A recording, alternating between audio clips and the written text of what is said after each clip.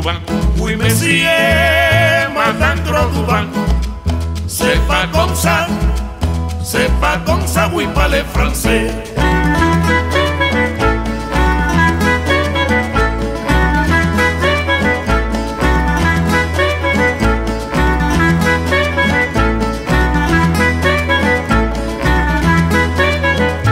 Oui, monsieur, malandro Cuban, Cuban, Cuban.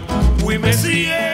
Hey, what's up everyone? This is the good-looking member of the StogieReview.com, Jerry here, sporting the old school white t-shirt, taking it back to the good old days, our beginnings. Back in another video cigar review, and this week I'm sticking with the AJ Fernandez thing. If you remember, last week I did the Man of War Virtue. This week I'm doing the Herencia Cubana Oscuro Fuerte. If you remember a few weeks back, or a few months back, a while ago back, I did the review of the original La Herencia Cubana by AJ Fernandez. This is the Oscuro Fuerte, Robusto size, comes in at 5.5 inches long with a 54 ring gauge. Boxes of 20 of these run you about 60 bucks, so very, very affordable. Features a similar blend in the original, which is tobacco, all from Nicaragua. From the three growing the blend's made up of Nicaraguan tobacco from the three different regions of Nicaragua: Esteli, Condega, and Jalapa valleys. The only difference here is between this and the original is the wrapper. This uses the ever-growing popular Pennsylvania broadleaf Maduro wrapper, although looking at the cigar, it's more of an Oscuro color. It's really, really dark, very toothy. Like I said, this is the Robusto size. It comes in 3 other sizes, I believe. It also comes in a Bellicoach Salomon size.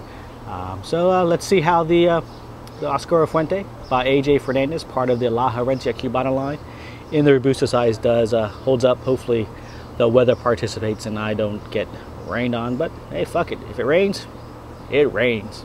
Bring it on. All right, a few puffs into my La Herencia Cubana Oscuro Fuerte. Things are starting off very, very rich. You know, this Pennsylvania broadleaf wrapper is probably one of my favorite wrappers. Hopefully it doesn't get overused and quality starts to suffer from it. But so far, very rich flavors. Lots of deep, dark tobacco flavors. A little bit of a sweet molasses flavor starting there, and a texture that the best way I could describe it starting off is kind of like a chewy texture inside your mouth. I guess that's the best way. It's a very heavy cigar, very dense feeling, but no problems here on the draw or on the burn here. So far things are off to a pretty impressive start here on the Oscuro Fuente.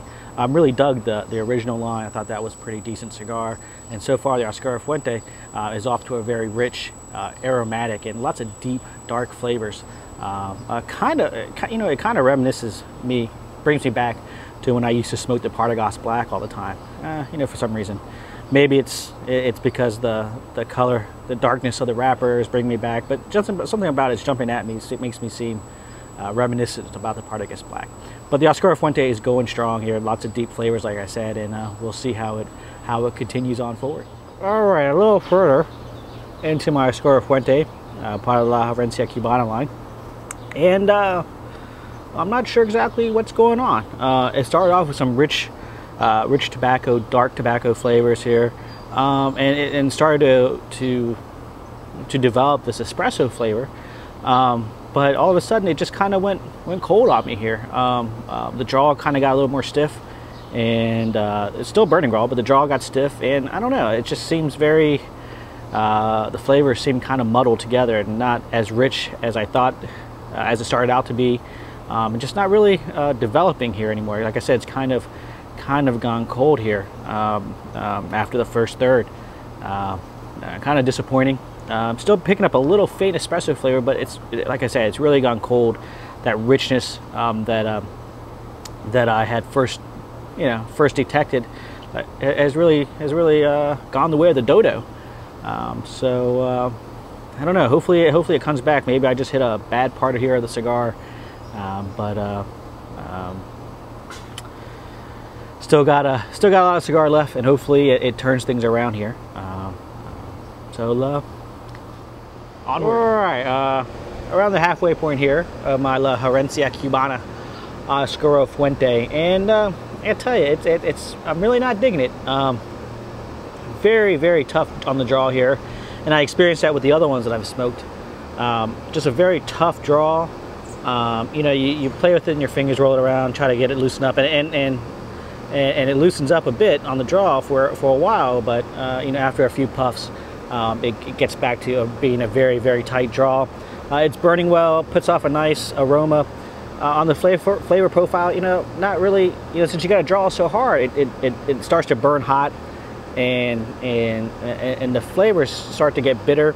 I can still pick up a little bit of sweetness, a little bit of espresso, but for the most part, any flavor that I do get, it seems the bitterness overshadows it. Just not what I was thinking. You know, I was thinking, you know, when I first saw these and first decided to pick some up, I was thinking along the lines that it's going to be kind of like the Diesel and Unholy Cocktail by AJ Fernandez as well. Definitely not. I mean, same affordable pricing, but the flavor profile here just doesn't do it. I mean, and it all has to do with this tight draw.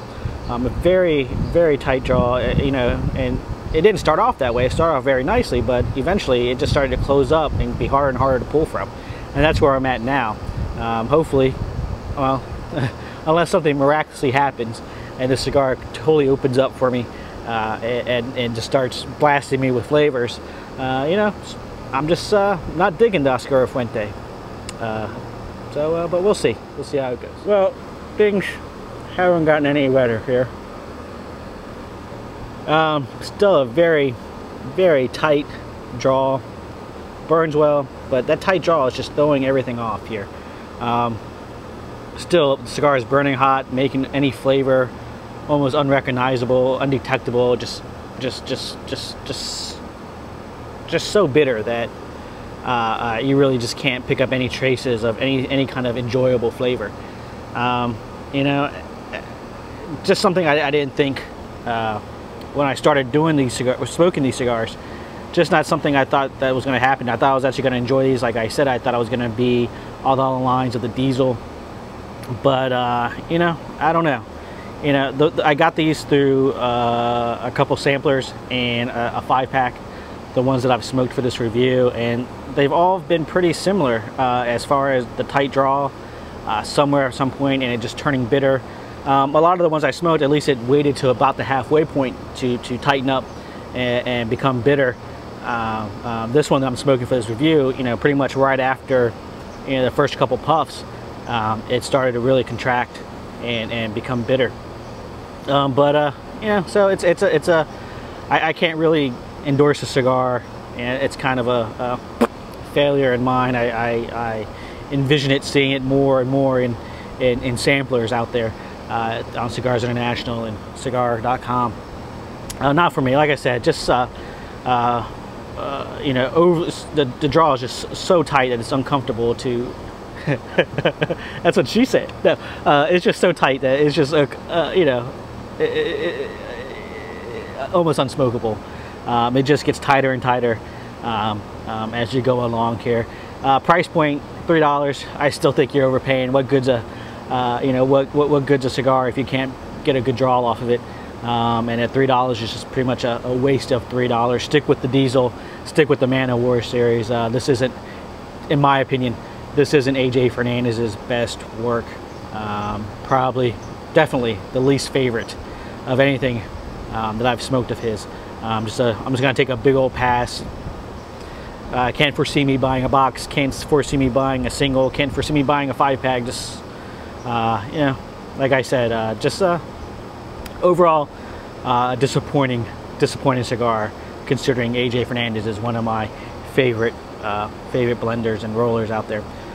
So there it goes. Take the La Herencia Cubana and the Oscuro Fuente in the Pennsylvania broadleaf wrapper. Gets a big old thumbs down, and if you identify with my palate, give it a pass. So until next time, as always, long fucking